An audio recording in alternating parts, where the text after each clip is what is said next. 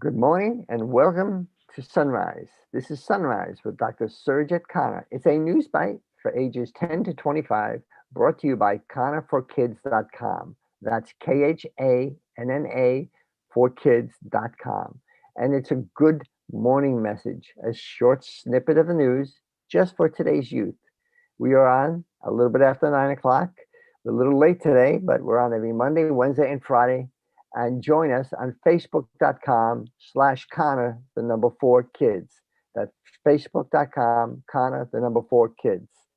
Dr. Khanna is an attorney, a child safety advocate, a servant of the underserved, and he is the champion of the nonprofit Voice of the Kids. And the Voice of the Kids is a nonprofit organization from which the Post-Incarceration Juvenile Justice Reformation Act initiative donations can be accepted. And we call that in short returningyouth.com. Returningyouth.com, because we are returning young adults back to a productive life after incarceration, by providing them with housing, training, and the required medical and psychological assistance they need to secure a job, to build their careers, and greatly improve their lives.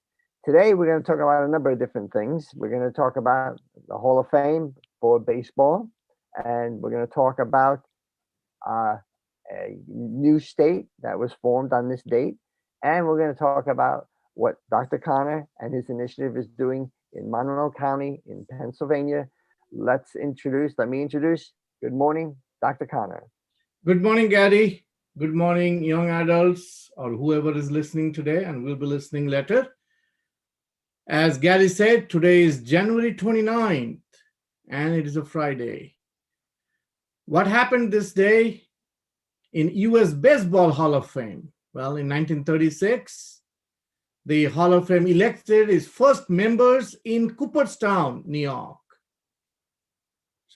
And today, with approximately 35,000 visitors per year, the Hall of Fame continues to be the hub of the baseball things. Also, like Gary mentioned already, that today is one of the state was added to the 50 states, and it is number 34 state, that is Kansas. The state of Kansas was included in United States today as a 34th state.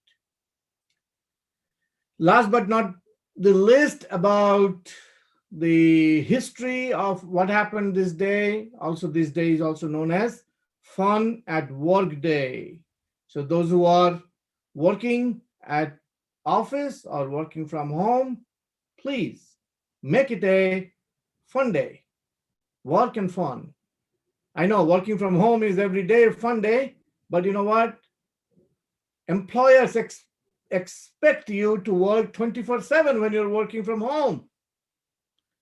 But make it a fun day. All right, so now we are going to talk about our initiative, the post-incarcerated young adults, giving them a place, transforming them to a good citizen of the United States. In short, we say returning youth. So it is returningyouth.com.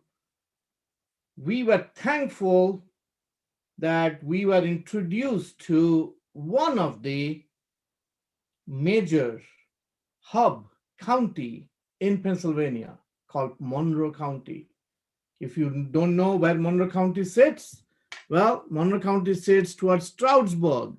It has 170,271 population as of the census was as of 2019. But I will leave it to Gary to give you a little bit more about the juvenile detention ratio. But before he does that, I'll just give you a little bit of background of Monroe County. It was created in 1836 on April 1st. And you know what? Who this was created, named for was our 5th president, James Monroe. So Stroudsburg is the county seat and was incorporated as a borough on February 6th, 1815, and was named after Jacob Stroud. Monroe County is not a big county. It is, like I said, it is only 170,000 people. So it runs 25 miles in length and 25 miles in breadth. So it is like, you can say making an area of around 600 square miles. But most of it are mountains. That's where Pocono Mountain resides, all the ski resorts. And the county is also home of one of the famous university called East Stroudsburg University. And one other important history of this, an important thing of Monroe County is the US headquarters for Sanofi, the pharmaceutical company, one of the big vaccine manufacturers. Originally, it was established in 1897, okay, by a Brooklyn native. And they are the first vaccine manufacturer in the United States for smallpox. And in 1898, it also provided the vaccine for the Cuba during the Spanish-American War. So this is one of, it is considered as a very important county. And so we decided to start our initiative there because it needs, that's the house.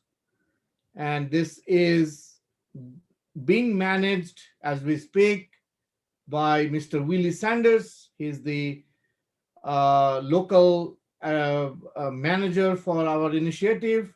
We already identified and signed 3 post-incarcerated individuals. We have also a house mama, that is the person, resident advisor or resident manager we have.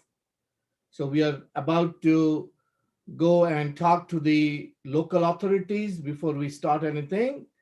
So we are preparing, our proposal so that we can go and present ourselves so that everybody gets familiar with. But Gary, you want to jump in and start giving a little bit of background about how many juveniles are there in the county, what is the ratio of underserved versus upper served? Yes, thank you, Dr. Khanna. We've been pretty consistent in saying what we're trying to do with the underserved population. And by that, we include the African Americans. And we've been consistent in saying that the African American communities are overrepresented in arrest rates and in being in prison and jails. This is also true for juveniles. So we have just a couple of figures for the state of Pennsylvania that shows that um, juveniles from the age of 10 to 17 are about roughly 14% of the population. Black juveniles are roughly 14%. However, the delinquency allegations, they don't call them arrests, they call them delinquency allegations in the state of Pennsylvania, is 38%. So it's 14% of the population, 38% of the arrests, which is more than double. So an African American has more than double the chance of being arrested than somebody else. This is what we've been consistently saying, what we're trying to do with the Post-Incarcerated Juvenile Justice Reformation Act Initiative, returningyouth.com. So Monroe County, the numbers are consistent with the averages, is the perfect county for us to concentrate on in Pennsylvania. It touches it's right next door to Philadelphia. So there's issues associated with that. And we're excited that we've already identified and input into our System 3 post-incarcerated youth. Please join us tonight on the radio show. We're going to go into a lot more detail. Join us at facebook.com/Khanna for Kids. We have some videos of the house. videos of the post-incarcerated youth, videos of the house manager, videos of the relationship manager, and videos of Dr. Khanna. So thank you, Dr. Khanna, for giving me that opportunity. Thank you very much, Gary, and take us out.